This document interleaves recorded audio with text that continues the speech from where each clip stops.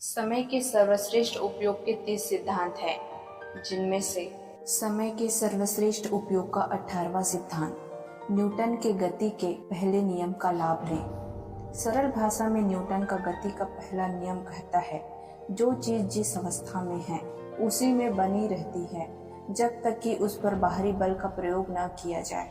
यह बहुत ही अद्भुत नियम है।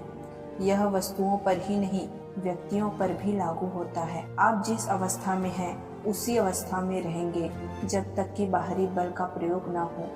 यह बाहरी बल कहाँ से आता है? या तो दूसरों के दबाव से या फिर आपके अनुशासन से, आपकी स्वप्रेरणा से। यहीं पर समय के सर्वश्रेष्ठ उपयोग का दूसरा सिद्धांत काम आता है, आर्थिक लक्ष्य बनाएं। यही आर्थिक लक्ष्य आपको निरंतर प्रेरित करता है ताकि आप बाहरी बल यानी अनुशासन का प्रयोग करके अपनी अवस्था को बदल लें। आपकी आर्थिक स्थिति चाहे जैसी हो, आप अनुशासन का प्रयोग करके उसे हमेशा बेहतर बना सकते हैं। जिम रॉन की बात हमेशा याद रखें, अनुशासन ही लक्ष्य और सफलता के बीच का पुल है।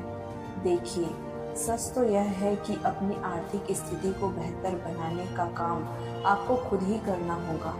दूसरे को क्या पड़ी है जो वे आपके जीवन को बेहतर बनाने के लिए आप पर दबाव डालें। आदमी घड़ी में चाबी भरता है तो घड़ी की नहीं, अपनी आवश्यकता के लिए भरता है।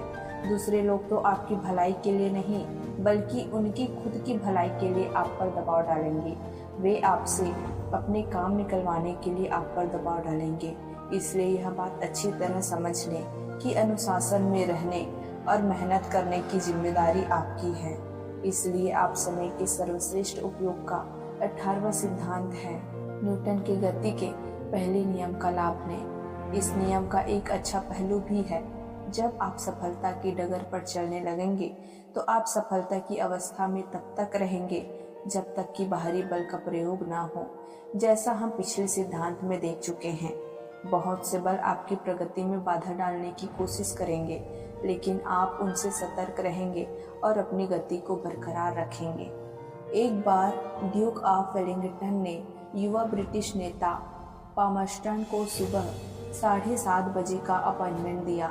एक मित्र ने पामर्स्टन से पूछा कि वे तो रात को देर तक जागते हैं, फिर वे इतनी सुबह अपॉइंटमेंट के लिए कैसे पहुंचेंगे? पामर्स्टन का जवाब था, बहुत आसान है, यह सोने से पहला मेरा आखिरी काम होगा। यही है अनुशासन। पामर्स्टन जानते थे कि वह मुलाकात महत्वपूर्ण थी, इसलिए उन्होंने देर रात तक जागने की अपनी आदत को आड़े नहीं आने दिया। उन्होंने अपनी दिनचर्या में थोड़ा फेरबदल करके न्यूटन की गति के पहले नियम का इस्तेमाल किया। आप भी ऐसा ही कर सकते हैं।